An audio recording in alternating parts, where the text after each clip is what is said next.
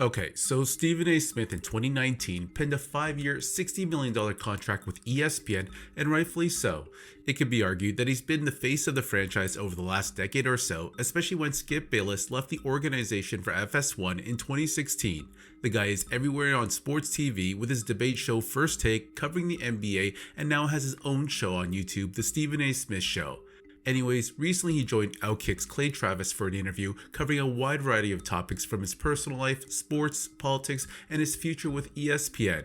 Have a listen to what he had to say about his upcoming contract with the worldwide leader in sports. But here's the thing. I've changed. I've changed for the better. I grew up. And more importantly, I've mastered my own business. In the world of sports television, Clay Travis, I've been number one for 12 years. Come April 1st will mark 12 consecutive years I've been number one. And not only have I been number one every year, I've been number one every week and every month of every year for the last 12 years. You don't get to say that about too many people.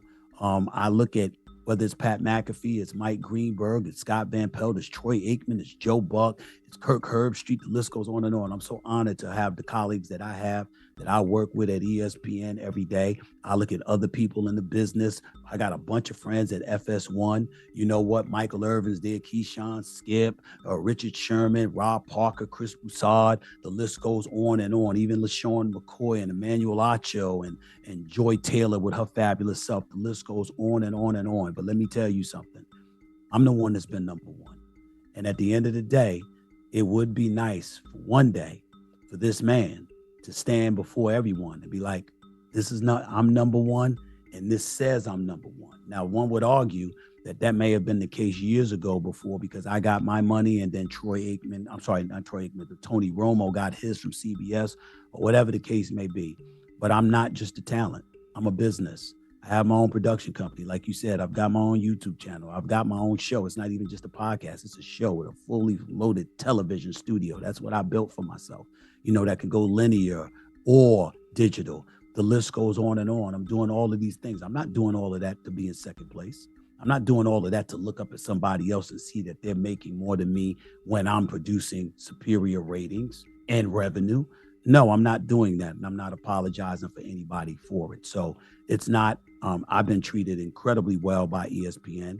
I expect to continue to be treated well by ESPN. Again, I've got great relationships and what have you, but this is a business, and Disney has a right to run its business the way it sees fit. ESPN does as well.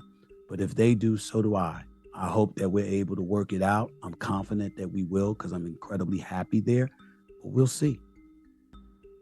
So that 5-year contract Stephen A. Smith signed in 2019 works out to about $12 million a year, $8 million in salary, and $4 million in production contract. Like Smith mentioned, he owns his own production company and executive produces First Take, if memory serves me correct. I think at the time of signing his last contract, he was the highest paid talent at ESPN. However, since then, guys like Joe Buck, who makes a reported $12 to $15 million, Troy Aikman, who makes $18 million, and Pat McAfee's $17 million contract have since surpassed Stephen A. So this is going to bring an interesting situation when his contract does come up for renewal next year. Stephen A. said it himself that he doesn't just view himself as a talent, but a business. His celebrity status in sports has elevated him into his own category. I mean, just take a look at the success of his YouTube channel without the backing of ESPN. This is all independent and he owns all the content. If he didn't have this show, who knows, ESPN could have used that as a negotiating tactic for his upcoming renewal, but now that they know, he has something to fall back on in the worst case scenario. Personally, in my opinion, whether you like Stephen A or not, he has become the face of the company. The only thing that might make things interesting is if Shannon Sharpe decides to go full-time with ESPN, which I don't really see happening. He just seems like he's got enough on his plate already with Club Shay Shay and Nightcap, and I just don't see him doing that to Stephen A after he spoke about him so glowingly after his departure from Undisputed and how Stephen A helped him to get onto Undisputed. Anyways, what do y'all think? Should Stephen A be the highest paid talent on ESPN or not?